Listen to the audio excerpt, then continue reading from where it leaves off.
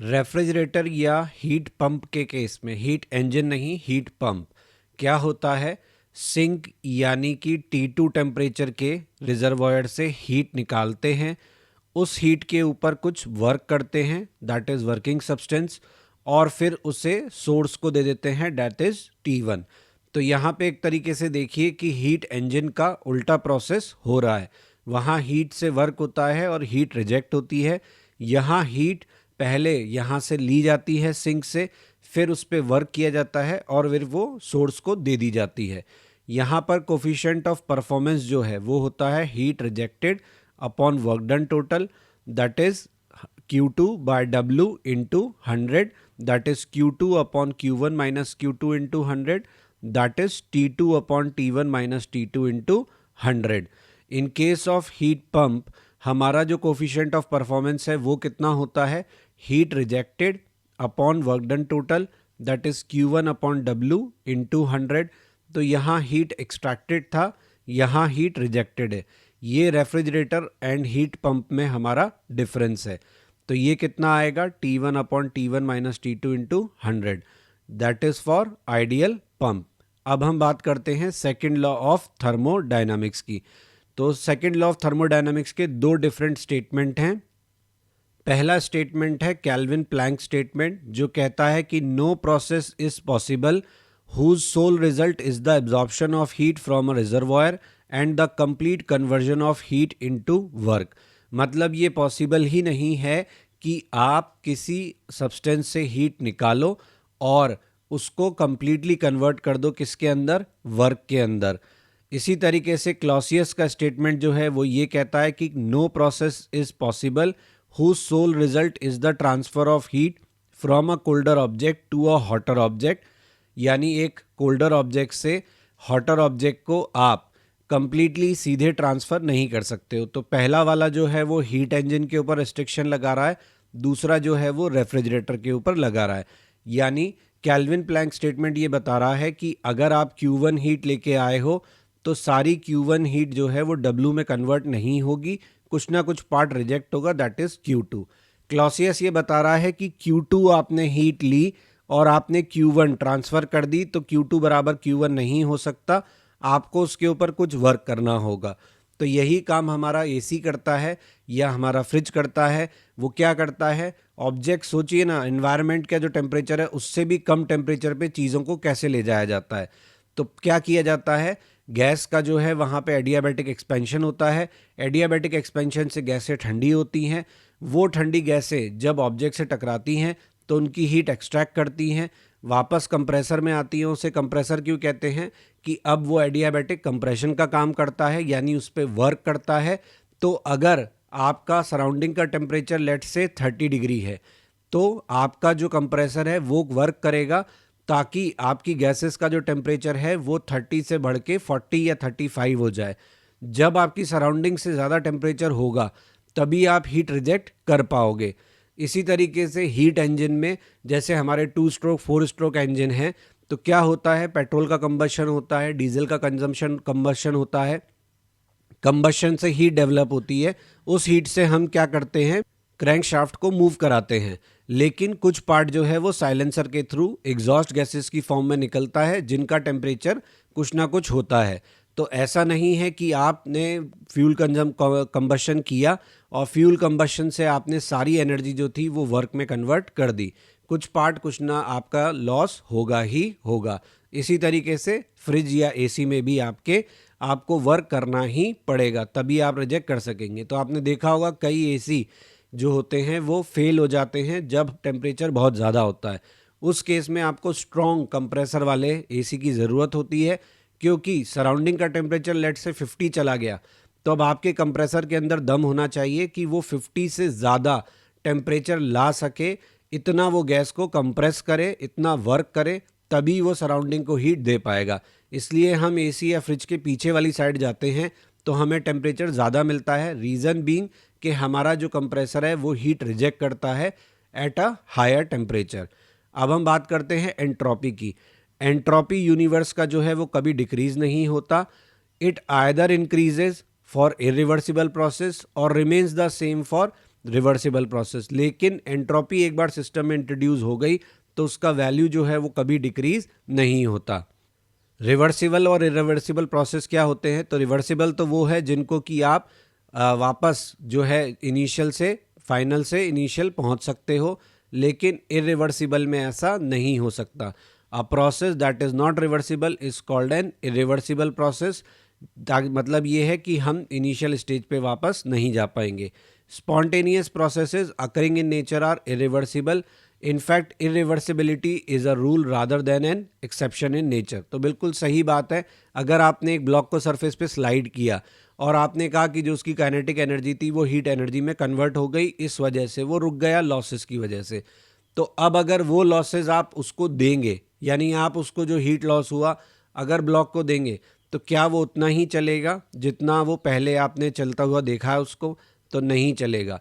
इसका मतलब complete conversion नहीं होगा, there will be some loss. तो वो कैसा प्रोसेस है? इरिवर्सिबल प्रोसेस है।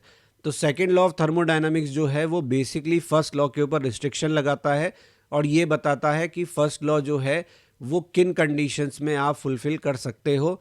अदरवाइज सेकेंड लॉ हमें ये बताता है कि प्रैक्टिकलिटी ऑफ थिंग्स ये है कि आप कंप्लीटली कन्वर्जन नहीं कर सकते, हीट से कंप्लीटली वर्क में कन्वर्ट नहीं किया जा सकता और किसी कोल्डर ऑब्जेक्ट से हीट जो है वो एक्सट्रैक्ट नहीं की जा सकती जब तक कि आप उस पर कोई वर्क नहीं करेंगे।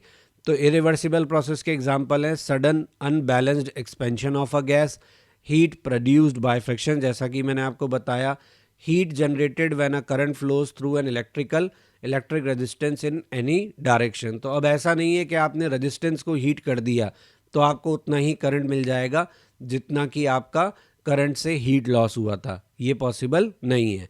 एंट्रोपी और सेकेंड लॉ ऑफ थर्मोडायनामिक्स का क्या रिलेशन है? तो D S is equal to D Q by T होता है या delta S equal to D Q by T का इंटीग्रेशन होता है। यहाँ पे डेल्टा एस या डी एस क्या है? हमारा एंट्रोपी का चेंज है। फॉर रिवर्सिबल प्रोसेसेस ये चेंज जीरो होता है, एस यहाँ एंट्रोपी बता रहा है। तो रिवर्सिबल प्रोसेस के लिए हम कहते हैं कि एंट्रोपी जो है वो सेम रह सकती है, लेकिन इरिवर्सिबल प्रोसेस के लिए ये जो चेंज होगा एंट्रोपी में, ये पक्की बात है कैसा होगा? पॉजिटिव होगा। कोई भी प्रोसेस पॉसिबल नहीं है जिसमें एंट्रोपी का चेंज क्या हो? नेगेटिव हो, यानी एंट्रोपी डिक्रीज करे। कार्नोट साइकिल, कार्नोट साइकिल क्या है? कार्नोट ने एक इंजन बनाया और एक प्रोसेस बताया जिसमें उन्होंने प्रोसेस को रिवर्सिबल बनाया। इसमें efficiency of Carnot engine is independent of the nature of the working substance. आप कोई भी वर्किंग सब्सटेंस ले, उससे एफिशिएंसी का कोई लेना देना नहीं है।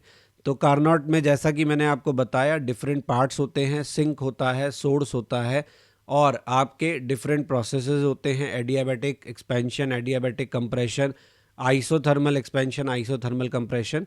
तो ये सारे प्रोसेस जो हैं वो कैरिड आउट करके आप रिवर्सिबल करते हैं प्रोसेस को, यानी जिस स्टेट से आपने चलना शुरू किया था उसी स्टेट पे आप प्रोसेस को वापस लेकर जाते हैं। ठीक है। एफिशिएंसी ऑफ कार्नोट इंजन जो है वो maximum for given temperature T1 and T2 होती है और इसका फॉर्मूला वही है 1 माइनस T2 बाय T1। ये 1 माइनस Q2 बाय Q1 से 1 माइनस T2 बाय T1 जो है वो मैक्सिमम एफिशिएंसी है, लेकिन ये भी 100% नहीं होती, लेस देन ही होती है। तो किसी भी कार्नोट इंजन की जो एफिशिएंसी है वो maximum 1 minus T2 bye T1 हो सकती है, लेकिन ये भी 100% नहीं है और कोई भी इंजन कार्नोट इंजन से ज़्यादा एफिशिएंसी नहीं दे सकता। ये कार्नोट थ्योरम का स्टेटमेंट है। तो 1 माइनस Q2 बाय Q1 की वैल्यू जो है वो मैक्सिमम एफिशिएंसी से कम ही आपको मिलेगी। बट हम क्वेश्चन सॉल्व करते वक्त आइडियल का केस लेकर इसको बराबर कर देते हैं, लेकिन ये फिर भी आपको 100% नहीं मिलेगा। क्वेश्चन में हमें दिया है temperature T1 and T2 of two heat reservoirs in an ideal Carnot engine and 1500 and 500 respectively. Which of the following increase T1 by 100 degree Celsius or decreasing T2 by 100 degree Celsius would result in a greater improvement in the efficiency of the engine। तो question में पूछा है कि कौन सा change हम करें कि एफिशिएंसी ऑफ इंजन जो है वो बढ़ जाए। तो देखिए जो पहले हमें दिया है हम उसकी एफिशिएंसी निकालते हैं। 1500 को हम कन्वर्ट करेंगे सेल्सियस केल्विन में, तो ये आएगा 1773 केल्विन और T2 को कन्वर्ट करेंगे तो 500 डिग्री सेल्सियस हो जाएगा 773 केल्विन। तो पहले एफिशिएंसी होगी 1 माइनस 773 डिवाइडेड बाय 1773। तो इस केस में हमारी एफिशिएंसी आएगी 0.56 और अगर 100 से मल्टीप्लाई कर दें तो 56%। अब क्वेश्चन में कहा है कि आप क्या करें, T1 को 100 डिग्री बढ़ा दें, यानी T1 बढ़ के हो जाए हमारा 1600 डिग्री सेल्सियस। तो हमारा टेम्परेचर आएगा 1873 केल्विन और इस केस में हमारी एफिशिएंसी हो जाएगी 0.58 या 58%। दूसरे केस में हमको बोला है कि T2 को 100 डिग्री बढ़ा देते हैं, यानी 500 प्लस 100 कर देते हैं 600 डिग्री सेल्सियस। तो इस केस में हमारा एफिशिएंसी आएगा 0.5 या हम कह सकते हैं 50%। तो किस केस में हमारा एफिशिएंसी बढ़ता है, T1 को बढ़ाने पर हमारा एफिशिएंसी बढ़ता है। और इसमें हमें कहा है डिक्रीज करना है T2 को 100, तो T2 को हम 100 डिक्रीज करते हैं। चलिए कोई बात नहीं, एक नया सवाल बन गया। 100 डिग्री डिक्रीज किया तो ये हो गया 400 डिग्री सेल्सियस। 400 डिग्री सेल्सियस का मतलब इस केस में हमारा एफिशिएंसी आया 0.62 या 62%। तो डेफिनेटली T1 का टेम्परेचर बढ़ाने से ज़्यादा T2 का टेम्परेचर कम करने से हमें फ़ायदा हुआ है, हमारा एफिशिएंसी जो है वो ज़्यादा बढ़ा है। इसकी बजाय अगर सवाल पलट के आ जाता कि हमने T2 का टेम्परेचर बढ़ाया है, तो T1 और T2 का टेम्परेचर बढ़ाने में T1 का टेम्परेचर बढ़ाने से एफिशिएंसी ज़्यादा बढ़ती है और घटाने के केस में T2 का टेम्परेचर घटाने से एफिशिएंसी ज़्यादा बढ़ती है।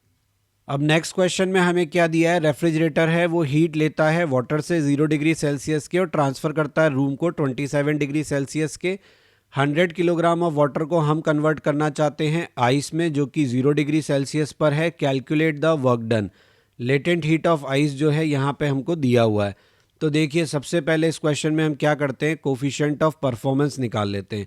कोफिशिएंट ऑफ परफॉर्मेंस हो जाएगा Q2 बाय W। तो Q2 का वैल्यू कितना होगा यहाँ पे, या टेम्परेचर की इंफॉर्मेशन दी है तो फिर अप्लाई करते हैं T2 upon T1 minus T2। दोनों में से कोई भी फॉर्मूला काम में ले सकते हैं। T2 है 0 डिग्री सेल्सियस यानी 273, T1 है 27 डिग्री सेल्सियस यानी 300। तो 273 upon 300 minus 273। Coefficient of performance आया 273 बाय 27। इसकी वैल्यू Q2 बाय W के बराबर है। यहाँ पे Q2 को कितना लोगे, ml, क्योंकि हमें आइस जमानी है तो इतनी हीट हमें निकालनी पड़ेगी जमाने के लिए। ये आप कैलोरीमेट्री में पढ़ चुके हो। तो आप सिंक से जो हीट लोगे वो कितनी होगी, ml। That should be equal to 273 by 27। तो वर्क डन कितना आ जाएगा, ml इंटू 27 अपॉन 273। m दिया है 100 kg, l दिया है 3.4 इंटू 10⁵ इंटू 27 अपॉन 273। तो ये वर्क डन आएगा हमारा 3.36 इंटू 10⁶ जूल। इतना वर्क करना पड़ेगा। Please like, share and subscribe my channel. Press bell icon for important notifications and update, ताकि टाइमली आपको सभी इंपॉर्टेंट अपलोड्स मिलते रहें। आप हमारा ब्लॉग भी विजिट कर सकते हैं, दैट इज़ क्वेश्चन नहीं बनता blogspot.com, जहाँ पे आपको सभी लेक्चर्स के रिटन फॉर्मेट में जो नोट्स हैं वो अवेलेबल हैं और क्वेश्चंस के सोल्यूशन अवेलेबल हैं। आपको कोई सजेशन है तो आप मुझे मेल कर सकते हैं। मेरा मेल ID यहाँ दिया हुआ है। फेसबुक पेज और इंस्टा पे आप टिप्स ऑफ द डे के लिए ज्वाइन कर सकते हैं।